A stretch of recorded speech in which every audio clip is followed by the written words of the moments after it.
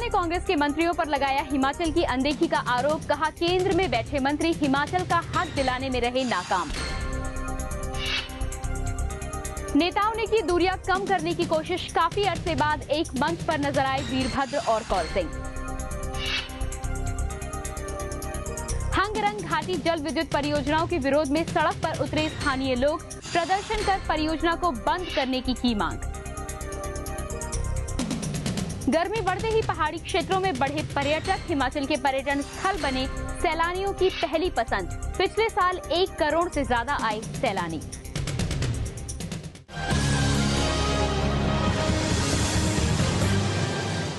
नमस्कार, हिमाचल आजकल में आपका स्वागत है। मैं हूं प्रियंका। अपने इस खास न्यूज बुलेटिन में हम आपको दिखाएंगे राज्य की हर वो खबर जिसका सरोकार सीधे आपसे है। लंबे अरसे के बाद केंद्रीय मंत्री वीरभद्र सिंह और प्रदेश कांग्रेस अध्यक्ष कौल सिंह ठाकुर एक मंच पर दिखे। मौका था मंडी में कांग्रेस की परिवर्तन रैली का। दोनों नेताओं ने एक साथ जनसभा को संबोधित करके पार्टी कार्यकर्ताओं को एकजुटता का संदेश दिया। काफी समय से दूरी बनाए हुए कांग्रेस के 2 दिग्गज नेता एक साथ नजर आए। मौका था मंडी में आयोजित कांग्रेस की परिवर्तन रैली का। इस अवसर पर वीरभद्र सिंह ने कहा कि अगला मुख्यमंत्री कौन बनेगा ये कोई मुद्दा नहीं है, केवल मकसद पहले पार्टी को सत्ता में लाने का है और भाजपा सरकार को सत्ता से बाहर करना है। जितने गलत काम इस सरकार ने किए हैं वो शायद इससे पहले किसी भी सरकार ने नहीं किए, चाहे वो विपक्ष की पार्टी की सरकार क्यों न रही हो। कोई वर्ग नहीं है आज हिमाचल प्रदेश के अंदर जो वर्तमान भारतीय जनता पार्टी सरकार से वो खुश है, और आज सब उस वक्त की तलाश में है जबकि वोटिंग का दिन आए और लोग अपना वोट इस्तेमाल करके इस सड़ी गड़ी सरकार को बाहर निकालें। मंडी के कंसा चौक पर परिवर्तन रैली को संबोधित करते हुए प्रदेश कांग्रेस अध्यक्ष कौल सिंह ठाकुर ने कहा कि मुख्यमंत्री पद को लेकर पार्टी के अंदर कोई मतभेद नहीं है। मुख्यमंत्री का फैसला पार्टी आलाकमान करेगी। जब जब भारतीय जनता पार्टी हिमाचल में सत्ता में आती है, हिमाचल प्रदेश में विकास के काम रुक जाते हैं और हिमाचल प्रदेश में भ्रष्टाचार जो है चरम सीमा पर होता है। आज धूमल सरकार जो है घोटालों की सरकार बनकर रह गई है। कांग्रेस के दोनों वरिष्ठ नेताओं ने पार्टी कार्यकर्ताओं को एकजुटता का पाठ भी पढ़ाया। सभा स्थल पर इस दौरान पार्टी कार्यकर्ता अपने अपने नेताओं के नारे भी लगाते रहे। अंकुश सूद, हिमाचल आजकल, मंडी। मुख्यमंत्री प्रेम कुमार धूमल ने अपने बैजनाथ दौरे के दौरान केंद्र में हिमाचल का प्रतिनिधित्व कर रहे कांग्रेस के दोनों मंत्रियों को जमकर कोसा है। धूमल ने कहा कि ये दोनों मंत्री प्रदेश को उसका हक दिलाने में पूरी तरह से नाकाम रहे हैं। उन्होंने कहा कि दोनों मंत्री प्रदेश के मुद्दों को केंद्र के समक्ष नहीं उठा रहे हैं। उन्होंने केंद्र सरकार पर भी आरोप लगाया कि वो हिमाचल की सीमाओं पर चीन से निपटने के लिए आधारभूत ढांचे का निर्माण नहीं कर रही है। मुख्यमंत्री ने कहा कि केंद्र सरकार जोगिंद्रनगर पठानकोट रेलवे लाइन को ना तो ब्रॉडगेज में बदल रही है और ना ही इसका विस्तार कर रही है। मुख्यमंत्री ने अपने इस दौरे के दौरान करोड़ों के उद्घाटन व शिलान्यास भी किए। चीन का मुकाबला करने के लिए कर क्या रहे हो? चीन वालों ने 6 रेलवे लाइन बिछा दी, अनेकों हवाई अड्डे बना दिए सीमा के ऊपर। जो लोग 5 साल सत्ता में रहे, जिन्होंने कोई काम नहीं, कामों का श्रेय मानते हैं जो काम हमारी सरकार ने किए। प्रदेश कांग्रेस कमेटी के प्रवक्ता दीपक शर्मा ने राज्य की धूमल सरकार पर भ्रष्टाचार में संलिप्त होने का आरोप लगाया है। दीपक शर्मा ने चंबा में कहा कि भाजपा सरकार के 4 साल के कार्यकाल में कई घोटाले सामने आए हैं। राज्य में सार्वजनिक वितरण प्रणाली के तहत ही करीब 500 करोड़ रुपए का घोटाला किया गया है। उन्होंने ये भी कहा कि सरकार ने भू माफिया को संरक्षण देते हुए राज्य के करीब 2.5 लाख कनाल भूमि बाहरी लोगों को दे डाली और लगभग 500 करोड़ रुपए का ही घोटाला जो है वो कृषि विभाग में जो है वो इस सरकार ने इन 4 वर्षों में किया है। जनता की नजरों में ये मिशन डिलीट शुरू हो चुका है। ऐसा लगता है कि मुख्यमंत्री महोदय ही जो हैं वो इन सब भ्रष्टाचार को संरक्षण देने के एक सरगना के रूप में कार्य कर रहे हैं। प्रदेश भाजपा ने विधानसभा चुनाव की तैयारियां शुरू कर दी हैं। इसी कड़ी में सिरमौर जिले के पावटा साहिब में पार्टी कार्यकर्ताओं का एक सम्मेलन आयोजित किया गया। इस सम्मेलन की अध्यक्षता भाजपा के प्रदेश अध्यक्ष सतपाल सत्ती ने की। इस बैठक में स्वास्थ्य मंत्री राजीव बिंदल, मुख्य संसदीय सचिव सुखराम चौधरी व पार्टी के महासचिव चंद्र मोहन ठाकुर भी मौजूद रहे। बैठक में संगठन को मजबूत बनाने और विधानसभा के चुनाव के लिए पार्टी कार्यकर्ताओं को टिप्स दिए गए। भारतीय जनता पार्टी का कार्यकर्ता आज बेसब्री से आने वाले विधानसभा के चुनाव का इंतजार कर रहे हैं। हमारे जो प्रदेश के अध्यक्ष माननीय सतपाल सत्ती जी, इनकी नेतृत्व में, माननीय प्रोफेसर जी के नेतृत्व में जिला सिरमौर में भी भारतीय जनता पार्टी अपना वर्चस्व लगाएगी।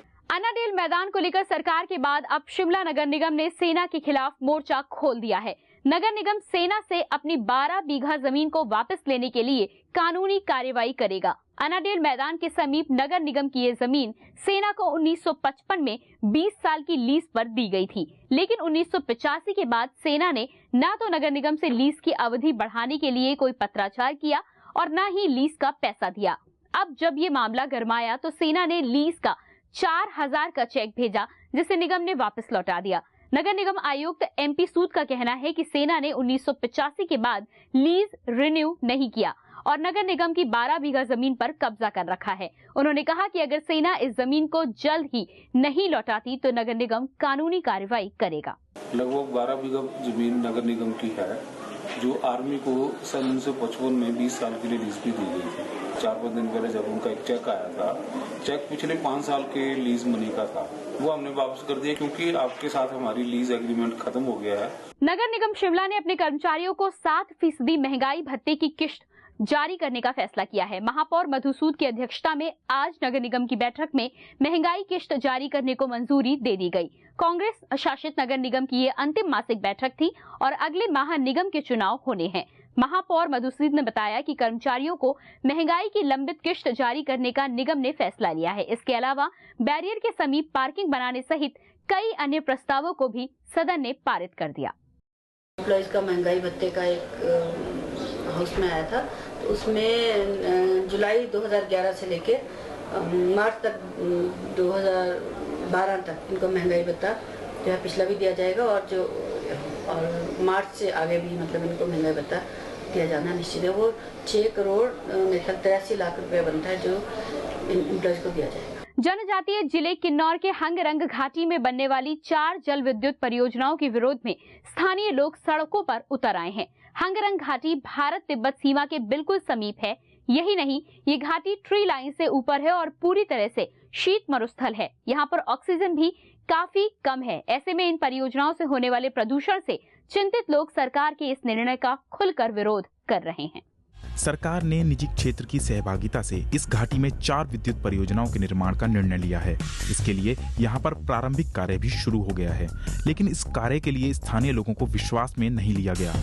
तिब्बत सीमा से सटे होने के कारण इस क्षेत्र में विद्युत परियोजनाओं का बनना सामरिक दृष्टि से भी खतरनाक माना जा रहा है। यही नहीं, परियोजना के निर्माण के दौरान पहाड़ों के काटने से यहाँ प्रदूषण भी काफी फैलेगा, जिससे लोगों को कई तरह की बीमारियों का अंदेशा अभी से सताने लगा है।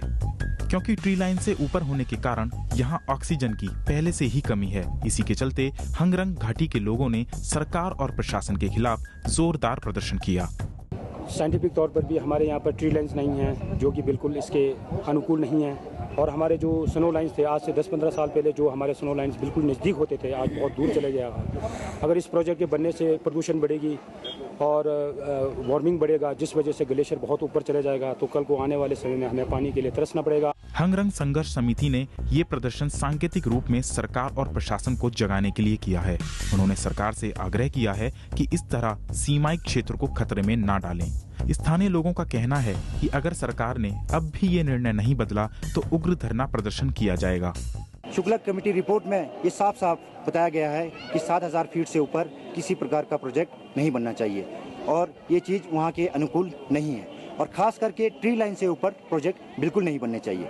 आज आप देख रहे हैं हमारे ये जंगल बिल्कुल रेगिस्तान है, बिल्कुल कोल्ड डेजर्ट है। यहाँ किसी प्रकार का प्रोजेक्ट बनना अनुकूल नहीं है। जो भी ये जो स्टेप्स ले रहे हैं ये बिल्कुल अनुकूल नहीं है, फेवरेबल नहीं है लोगों के सेहत के लिए और लोगों के फ्यूचर के लिए। पर्यावरण प्रेमियों का कहना है कि पहले भी किन्नौर जिले में जल विद्युत परियोजनाओं का लगातार विरोध होता रहा है, लेकिन जिस तरह से सीमा के समीप कई परियोजनाओं का निर्माण किया जा रहा है, उससे निश्चित रूप से सीमा पार से होने वाले खतरे को भी नजरअंदाज नहीं किया जा सकता। जगमोहन शर्मा, हिमाचल आजकल, शिमला। फिलहाल रुकेंगे एक छोटे से ब्रेक के लिए, लेकिन ब्रेक के बाद भी खबरों का सिलसिला जारी रहेगा। देवभूमि का सजग प्रहरी, हिमाचल आजकल। हिमाचल प्रदेश की राजनीतिक हलचल, सामाजिक चहल पहल, सांस्कृतिक व धार्मिक रबतों का बेहतरीन व अद्भुत संगम। देखिए हिमाचल आजकल प्रतिदिन रात्रि 9 बजे सिर्फ दिशा चैनल पर। ब्रेक के बाद आपका स्वागत है और अब एक नजर हेडलाइंस पर। धूमल ने कांग्रेस के मंत्रियों पर लगाया हिमाचल की अनदेखी का आरोप, कहा केंद्र में बैठे मंत्री हिमाचल का हक दिलाने में रहे नाकाम। नेताओं ने की दूरियां कम करने की कोशिश, काफी अरसे बाद एक मंच पर नजर आए वीरभद्र और कौल सिंह। हंगरंग घाटी जल विद्युत परियोजनाओं के विरोध में सड़क पर उतरे स्थानीय लोग, प्रदर्शन कर परियोजना को बंद करने की मांग। गर्मी बढ़ते ही पहाड़ी क्षेत्रों में बढ़े पर्यटक, हिमाचल के पर्यटन स्थल बने सैलानियों की पहली पसंद। पिछले साल 1 करोड़ से ज्यादा आए सैलानी। हिमाचल की हसीन वादियों को निहारने के लिए सैलानी पहाड़ों की ओर आकर्षित होने लगे हैं। हालांकि हिमाचल में आने वाले सैलानियों की संख्या में भारी इजाफा होने लगा है। पहाड़ी क्षेत्रों के पर्यटन स्थलों पर इन सैलानियों का हुजूम उमड़ने लगा है। पिछले 1 साल में हिमाचल में करीब 1 करोड़ 10 लाख सैलानी भ्रमण के लिए आए हैं। हिमाचल के पर्यटन स्थल सैलानियों की पहली पसंद है। हिमाचल में अब पर्यटन सीजन 12 महीने चलने लगा है। मैदानी इलाकों में तपिश बढ़ने के साथ ही पर्यटक पहाड़ों की ओर रुख करने लगे हैं। सैलानियों के शिमला के अलावा मनाली और धर्मशाला मनपसंद पर्यटन स्थल हैं। वेरी नाइस, बहुत अच्छा है। मतलब टूरिस्ट पॉइंट ऑफ व्यू से मतलब काफ़ी चहल पहल है और देखने को बहुत कुछ है और मौसम बहुत अच्छा हो रखा है, तो काफ़ी कुछ है। अभी और स्टे करेंगे तो देखेंगे और एंजॉय करते हैं, थोड़ा लक्कर बाजार है और पीछे। हिमाचल की हसीन वादियों का लुत्फ उठाने वाले सैलानियों की संख्या में हर साल इजाफा हो रहा है।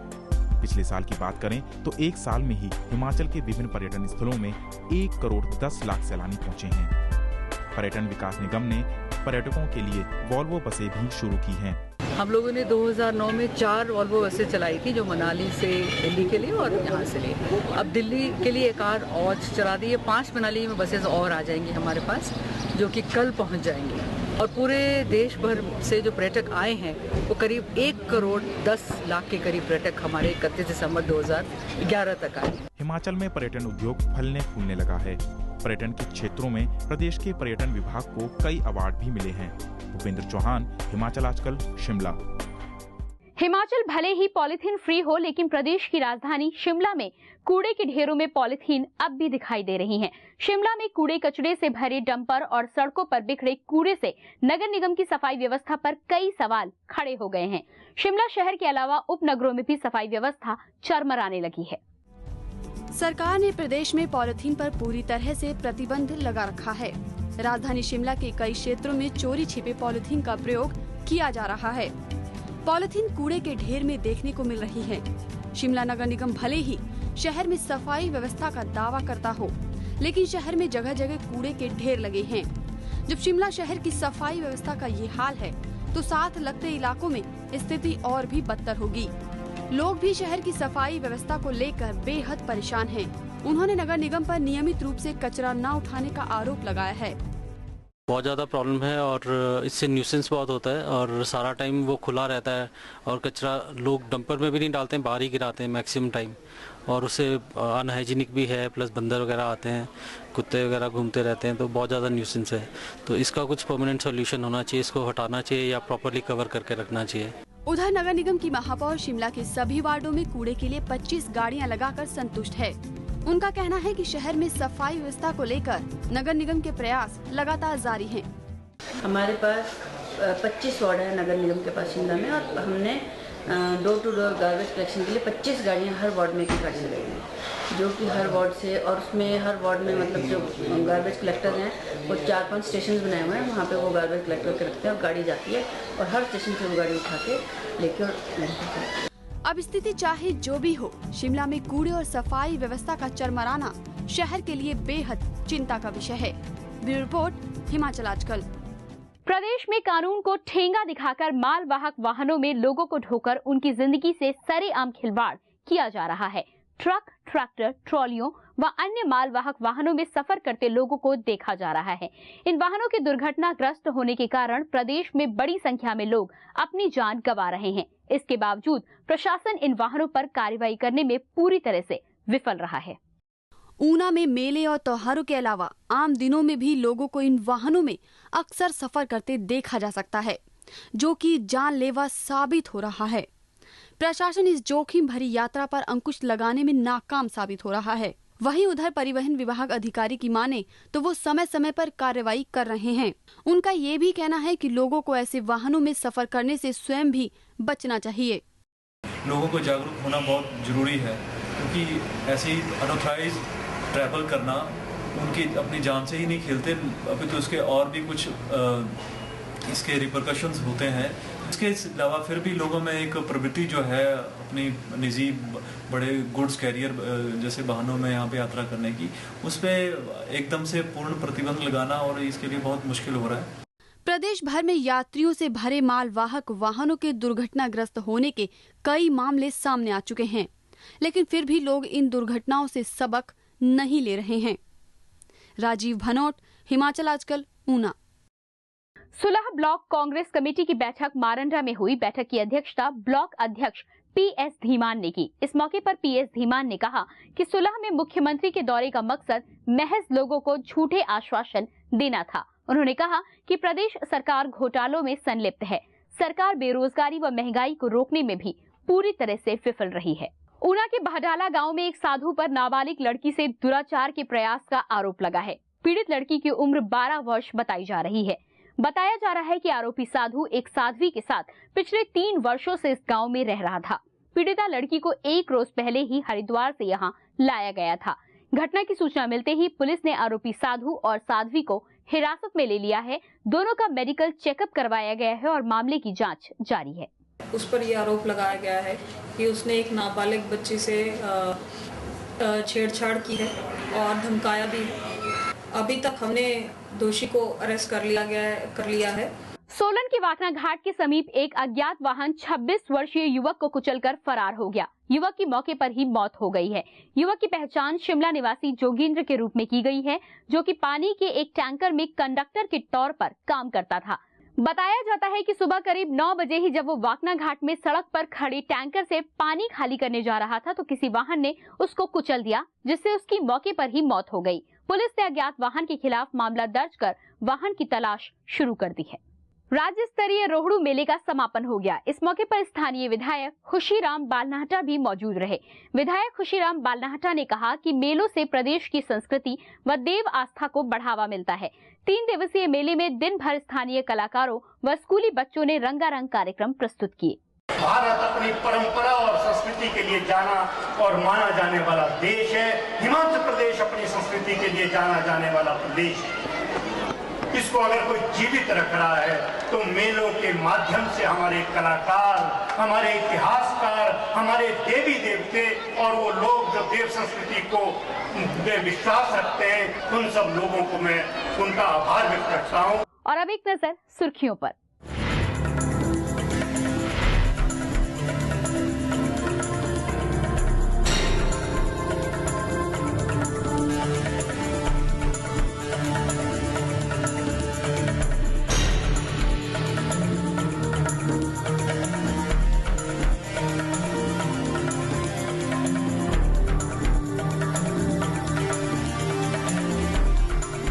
अभी के लिए बस इतना ही। हिमाचल की ताजा तरीन खबरों के साथ हम फिर होंगे हाजिर। तब तक के लिए नमस्कार।